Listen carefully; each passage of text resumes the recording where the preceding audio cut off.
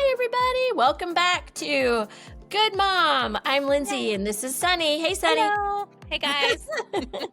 We are so glad to be here today. It's been a couple of days since we've actually done some recordings, so we've got some hot new topics. And this one today that was really near and dear to my heart is, what do you do as a parent when something happens or something's going on in your life and you can't explain it to the kids, or at least not yet? You know, you don't want to keep secrets from your kids, but you don't want to open a can of proverbial worms, and cause a ruckus. So I'll start with an example, and then we can go all over the map, Sunny, because I know you've had experiences like this. Sure. But let's take a health diagnosis. Somebody, mom or dad, isn't feeling too good. And this actually happened with my parents, right?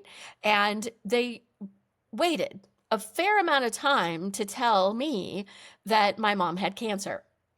And of course, I was an older child, at the time that this happened, but it can happen anytime, Right. and kids can be any age, and it doesn't ever seem to change. Their reason for waiting is that, of course, they wanted to find out if it was something that could be curable or incurable, or, mom was actually just dealing with the emotion of it. And my response to her was, but I could have been so helpful. And she was, in her way, saying, oh, but yeah, it might have been really a bummer for you. And I didn't really want to create a ruckus in your life if it was nothing. Right? So there's that feeling as the parent of, what if it's nothing? And I don't want to make my kids upset.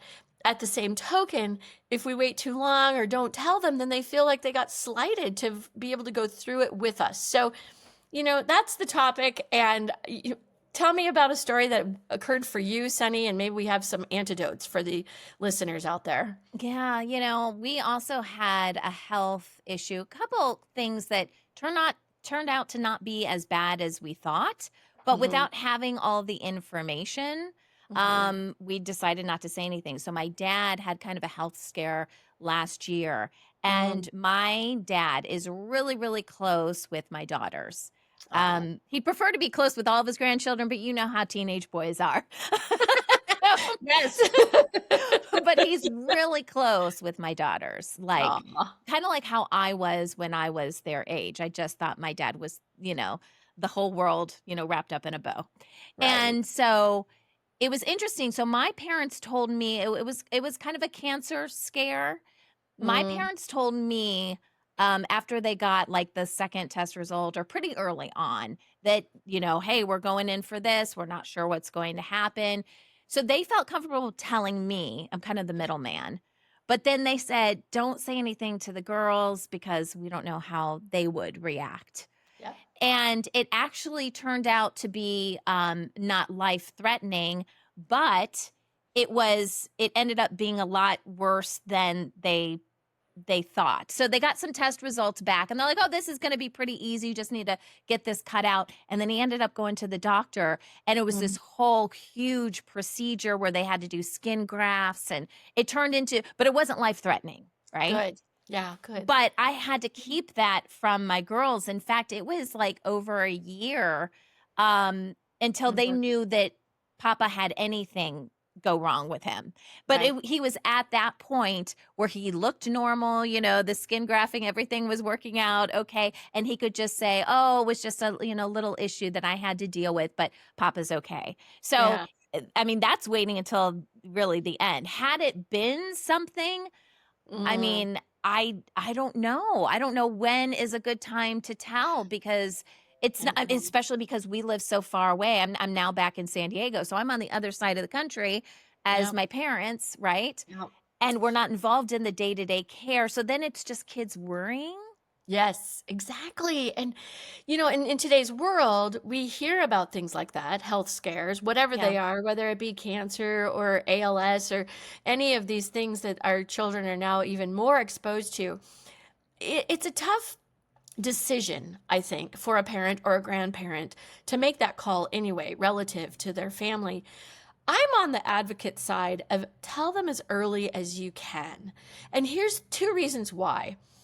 Having more people involved in the power of prayer for it to be literally nothing is like an incredible gift. That's So And the little people in our lives generally have even tighter ties with source. So, why not engage them and help them to see that people do survive and live through difficult times.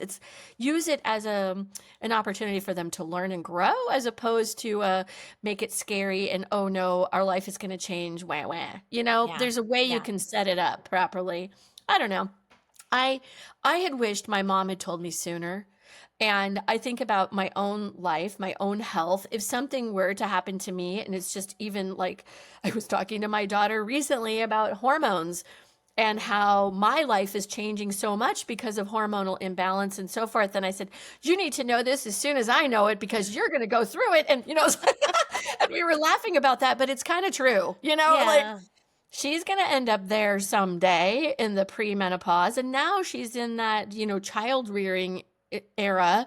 And she's got a lot of hormone stuff going on still, too. So I don't know. It's one of those things where I err on the side of telling them sooner than later and hoping for camaraderie, support, and prayer that can serve in a circumstance that's a little bit hard.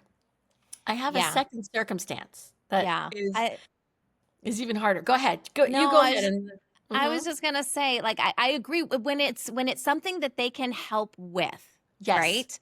Yes. Then there's like prayer, even prayer. Like Mhm. that's amazing. Yeah. I had a situation and still going through it where Mhm. I thought the best thing was to tell my family in advance that we were probably going to have to move. Mm. And we are now 3 years later and we have not moved. And because I thought certain things were going to happen, but Right. life doesn't always happen on your schedule, right? Right. And certain things I thought were going to happen didn't happen, but I'm still wanting us to move. But I thought, hey, let's gear them up so they're in the mindset of not getting too settled, if that makes sense, or not, or at least when I say it's go time and we do have to move, that they're Right. not completely freaking out. That was my mindset. Is That I is didn't such, want yeah, them good to be advice. thrown off guard, right? Right. And be like, Right. okay. But now it's turned into a joke. Now it's like, Mom, when are we gonna move? Ah, I'm just like, did I do that too soon? Is this totally biting me in the butt? Because for them, mhm. usually kids don't like to move, right? No, So no. they have no incentive to really like help with that process or pray about Yeah. it or anything. It's just like, no, they want to stay because this is the only place they've ever lived. Yeah. Um, s- Absolutely. yeah, so sometimes it can bite you in the butt. To go too soon. Go Exactly. too Well, soon. and I think that's a great example. And if it Yeah. does, then, then it becomes the family joke and it's okay. And you and your Yeah, husband will move in 10 years and it'll be fine. exactly. They'll probably still be here, going to school, whatever. That's We'll move right. somewhere else. And they'll be everywhere else. Yeah, exactly. Yeah. Oh, well, I have another story to share. So, about 20 years ago, when I wanted a divorce from my kid's dad, Oh boy. that was a really tough one because he and I were in debate and conversation, and thankfully very cordial, very friendly. We both came to the same terms that, we weren't meant to be together as partners, but we were definitely supposed to be co-parents. Okay. So that really worked out well for us in a grand scheme of things. But boy, to get to that place where we could tell the kids was Mm, brutal because we already knew that they knew something was going on because mom and dad were acting really weird. Like, mm, and they were 8 and 6 at the time. So, they were aware enough to know what was going on. And so that became a really tough time. And the day that we had to tell them, we ended up choosing to go up to their favorite ski area and we all went skiing. And then we decided that we would tell them on the way back that was our plan. Well, we thought that was a good plan, but to this day, my kids are now in their 20s and they're like, yeah, you had to tell us at our favorite ski spot. I'm like, oh my God, you'll never get it right. no. This is what I would just say about this is that if you have something that's hard and you want your kids to know about it, you won't ever do it right. Just let that go because there will never be right. But just realize that whatever they're receiving at the time that you tell them is something that forever could stick with them because you, or in this case, me, I made it a big deal. So the bigger the deal I make of it, the more it's stuck with them. The less of a deal I made of it, like, whatever, this is happening, but it's really not going to be any noticeable thing for you, blah, blah, blah.